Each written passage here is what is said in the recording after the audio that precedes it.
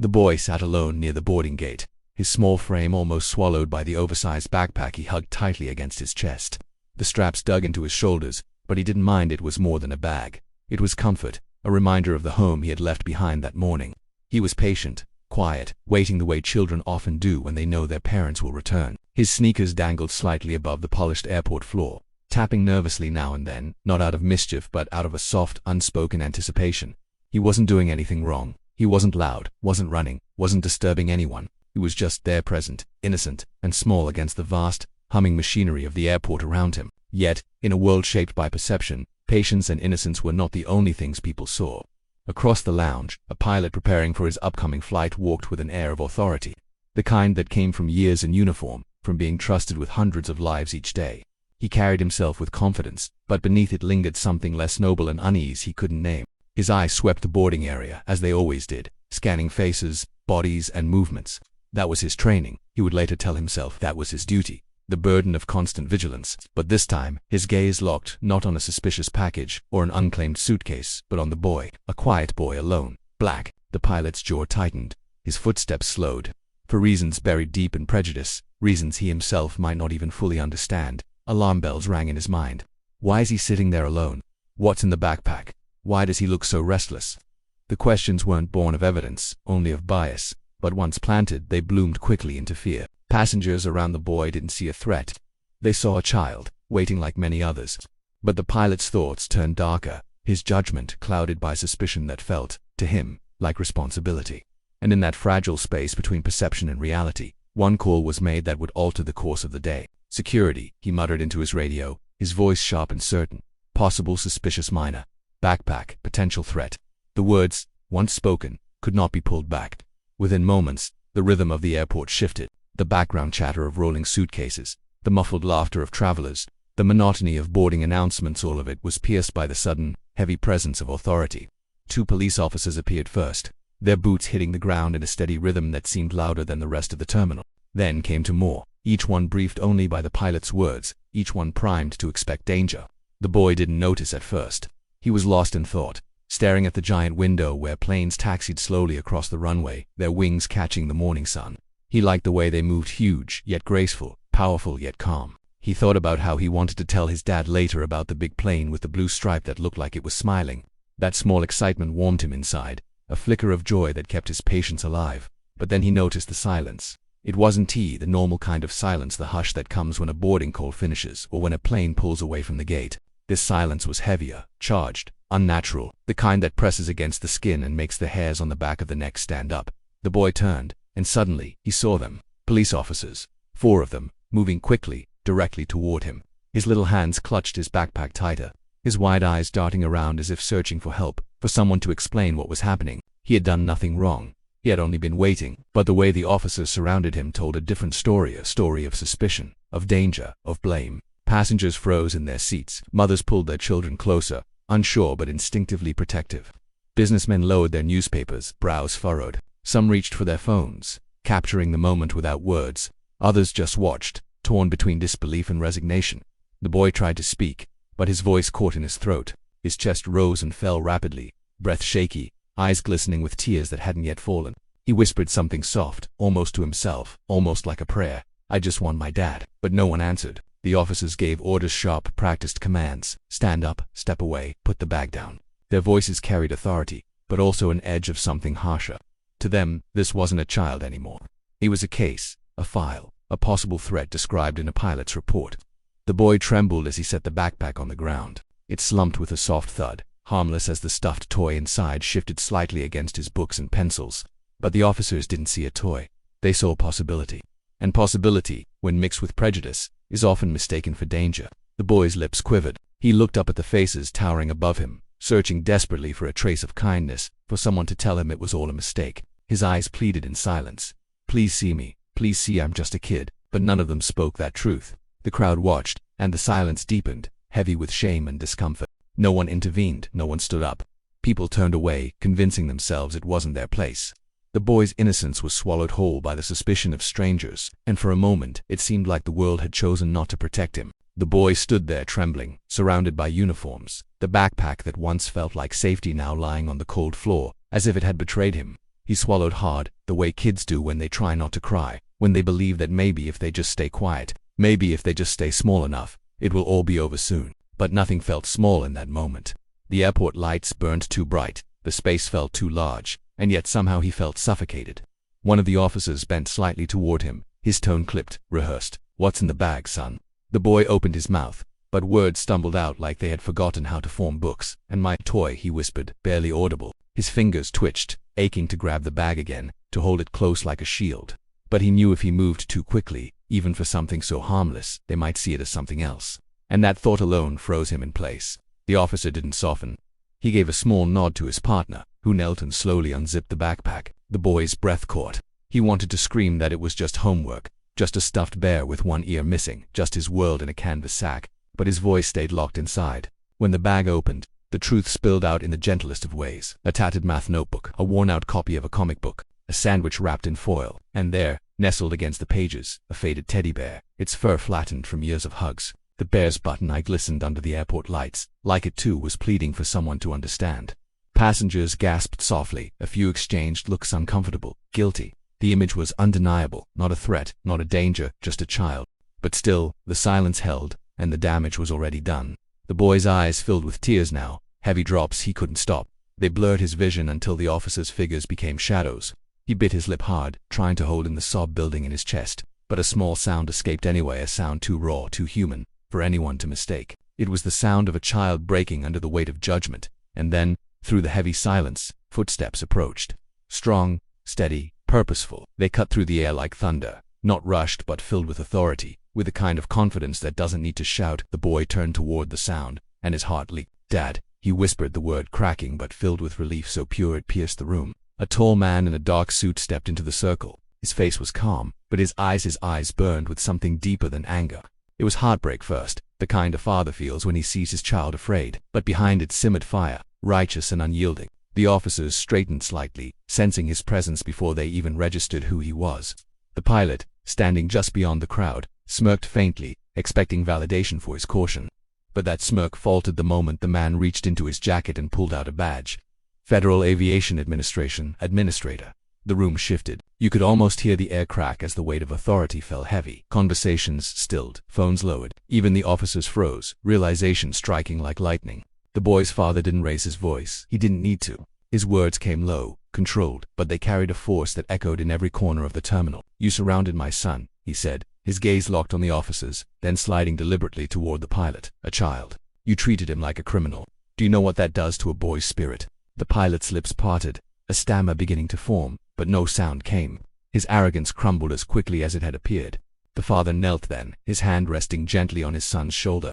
The boy collapsed into him, burying his face against his chest, finally allowing the tears to fall freely. The man wrapped his arms around him, strong and protective, whispering words only his son could hear, words that promised safety, words that promised this moment would not define him. When he stood again, his eyes cut back to the pilot. The crowd leaned in, waiting. "You didn't just target a boy," he said slowly, every syllable deliberate. "You failed an entire system of trust. The system that says our skies are safe, that judgment is fair, that those in uniform know the difference between vigilance and prejudice." The pilot lowered his gaze, shame washing over him in waves. His mind replayed the decision, how quickly he had judged, how quickly he had condemned without cause. Every excuse he thought he had sounded hollow now, stripped of justification. Passengers began to murmur. Some recorded quietly, knowing this moment would ripple far beyond the airport walls. Others nodded subtly, relief mixing with discomfort, relief that the boy was safe, discomfort that it had taken such power to make the truth undeniable. The father didn't shout, he didn't rage. He simply placed his hand on his son's back and began to walk toward the gate. But his words lingered in the air, heavier than any lecture, sharper than any punishment. And in that silence the pilot's regret became something more than personal. It became a lesson etched into the fabric of everyone who had witnessed it. That bias, unchecked, doesn't just wound, it destroys. And sometimes, the cost of that destruction is a child's innocence. Just as the boy began to break, when his trembling lips parted as though the weight of fear was finally too much for him to carry, a voice cut through the air. It wasn't loud, it wasn't rushed, but it carried with it something stronger than volume. It carried authority, certainty, and the unmistakable tone of someone who had arrived, not just to be present, but to reclaim control of everything happening. The voice made the officers pause mid-command, their rigid gestures softening as their ears registered something instinctively different. The boy froze too, his tear-filled eyes darting toward the source, his heart stumbling into a fragile rhythm of hope. Even before he saw the man, he knew. Children have a way of recognizing their parents not just by sight, but by presence, the way their footsteps land, the way their voice carves through noise like it's the only sound that matters. And then he saw him, his father. He stood taller than the crowd, his shoulders squared, his stride measured. Every step was confident, not born of arrogance but of responsibility that had been carried for years. His suit, slightly wrinkled from travel, didn't dim the impression of command he brought into the space. His eyes swept the scene, and for a fleeting second, the steel in them faltered when they landed on his son, small, surrounded, frightened. That crack in his composure was visible only to the boy, because only a child can read that deep language in a parent's face. The father's pace never quickened, but the room seemed to move around him. Conversations stopped. Passengers leaned back, sensing something unusual. The officers shifted their weight uneasily, caught between the orders they had been executing and the new presence that demanded their attention without a single word directed at them yet. And then, just behind the line of uniforms, the pilot stood. He crossed his arms with a smirk tugging at his lips, as if finally, his judgment was about to be validated by someone who surely understood the weight of responsibility. To him, this was the moment where his caution would be justified, where his instinct would be applauded. He waited like a man preparing to receive a pat on the back. But what came next wasn't validation. It was revelation. The father reached into his jacket, not quickly, not dramatically, but with deliberate calm. He pulled out his wallet, flipped it open, and held up the badge that glinted beneath the harsh fluorescent lights. 3 letters stared back at everyone who saw it. 3 letters that changed the air in the room instantly, FAA, and beneath it, the word that carried more weight than 1,000 voices had. Silence fell. Not the kind of silence born from uncertainty, but the kind that crashes down heavy and undeniable, the kind that makes the ground feel unsteady beneath your feet. It was the silence of thunder without lightning, the silence that comes after a storm has already arrived. The boy's wide eyes blinked slowly, confusion weaving with relief. He didn't fully understand the power of the letters on the badge, but he understood the way everyone reacted to them. He felt the shift, the way the officers' bodies stiffened, the way their authority seemed to shrink, the way the passengers' breaths caught in collective realization. For the first time since the ordeal began, he felt the smallest spark of safety. The pilot's smirk faltered, his lips parted slightly as though to speak, but no words came. His throat was suddenly dry, and his chest tightened with the slow, dawning recognition of what this meant. He hadn't just made a mistake, he had made it in front of someone who lived and breathed the very system he claimed to be protecting. His own arrogance now looked back at him in the shape of a badge that carried the weight of the skies. The father's hand lowered slowly, slipping the badge back into his jacket, but the effect lingered like a shadow stretching across the room. He didn't need to wave it around, he didn't need to shout. Authority wasn't something he demanded, it was something he carried, and everyone present could feel it. He turned then, his eyes locking on the officers who still hovered uncertainly around his son. His voice came steady, calm, but so sharp that it cut through the layers of tension like a blade through silk. Step away from my boy. It wasn't a plea. It wasn't even a command in the ordinary sense. It was inevitability spoken aloud. The officers glanced at one another, a silent conversation flashing between them, and then, slowly, they obeyed. They stepped back, giving space, their posture shifting from aggressors to reluctant bystanders. The boy took a shaky breath as the circle around him opened. His knees wobbled slightly, the adrenaline still coursing through his small frame. But the moment his father was close enough, his body moved on its own. He stumbled forward, pressing himself against his father's side, clinging with trembling hands as if afraid the world would close in on him again if he let go. The father lowered a hand to rest against his son's back, his palm broad and steady, a silent promise of protection. He didn't rush to comfort him with words, not yet. Words could come later. Right now, his presence was enough, his warmth a shield stronger than any wall. Then, and only then, did he turn his gaze to the pilot. The pilot felt it before it even happened, the weight of that stare. It wasn't loud, it wasn't violent, but it was devastating all the same. It was the look of a man who had built his life ensuring trust in the skies, staring into the face of someone who had just betrayed that trust at its most human level. The father didn't speak right away. Silence stretched, long enough to become unbearable. The passengers waited, breaths held, as though the entire terminal had become a courtroom, the verdict about to be delivered. When he finally spoke, his voice was quiet, but it landed with the weight of thunder. "You thought my son was a threat." The pilot swallowed hard, his smirk now long gone, his posture shifting as though he were shrinking under the words. "You called the police on a child," the father continued, his voice steady, almost sorrowful. "And for what? Because of the color of his skin. Because he sat alone with a backpack. Because your fear was louder than your reason."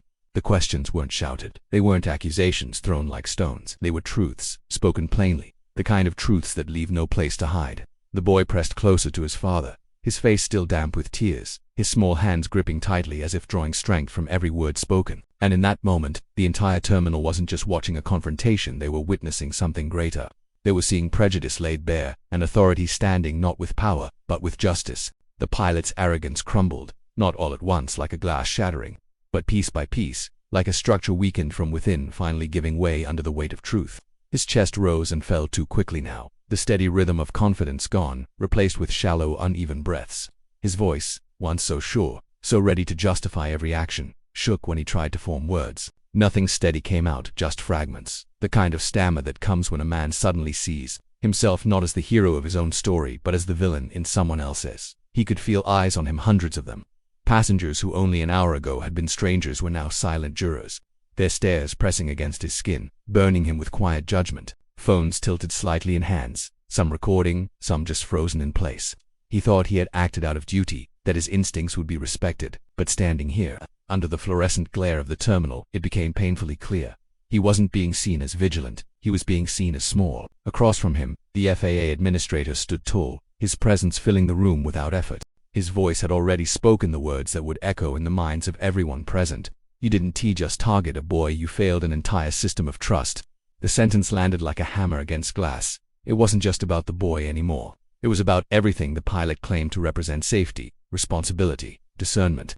In a single moment, all of it was called into question. The officers who had surrounded the child shifted uneasily, their shoulders lowering, their gaze falling to the floor.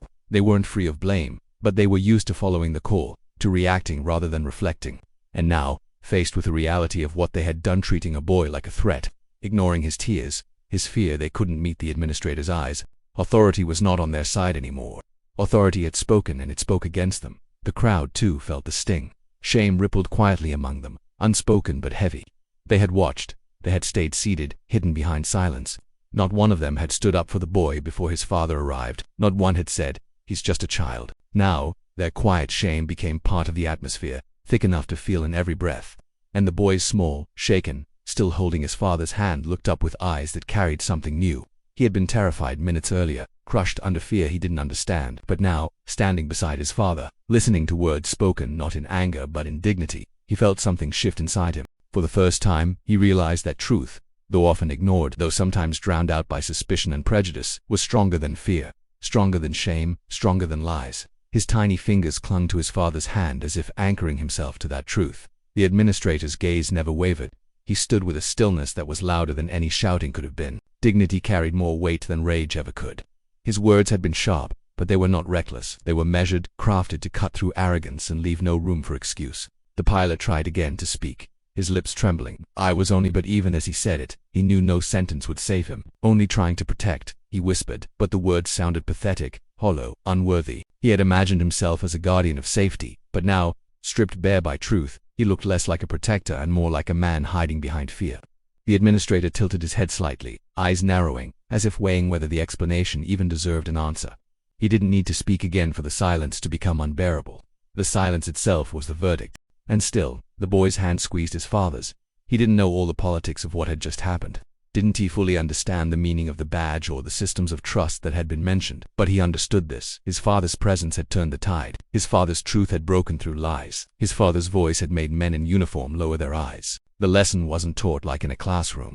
It wasn't softened for him like a bedtime story. It was lived raw and unfiltered, in the harsh lights of an airport terminal. And that lesson carved itself deep into his young heart. Truth always stands taller than prejudice. The passengers shifted again, uneasy. Some cleared their throats, some adjusted their bags, desperate to break free from the invisible weight pressing down on them. But no one moved to leave. They knew they were witnessing something important, something that stretched beyond the walls of the airport. It wasn't just about a boy, or a father, or a pilot. It was about everyone who had stayed silent, everyone who had chosen to watch. The pilot wiped at his forehead, where beads of sweat had begun to form despite the cool air of the terminal. He wanted to vanish, to disappear into the crowd, but his uniform betrayed him. He had been the one in authority minutes ago. He had been the one who made the call. And now he stood exposed, his arrogance reduced to rubble, his authority stripped. He thought about what it would mean when this moment left the walls of the airport. He thought about the videos already captured, the whispers already spreading. He thought about the badge he had seen in the administrator's hand, the weight of it, the undeniable authority behind it. This wasn't something he could bury or excuse. This was something that would follow him. The administrator, though, didn't continue with anger. He turned instead to his son, crouching slightly to meet his eyes. His voice softened. For the boy alone now. "You're safe," he whispered. "You're with me." The boy nodded, tears still streaking his cheeks, but his lips curved into the faintest of smiles. He believed him, because in that moment, holding his father's hand, he knew safety was real. Not because the world was free of cruelty or prejudice, but because truth, when spoken with courage, could silence even the loudest injustice.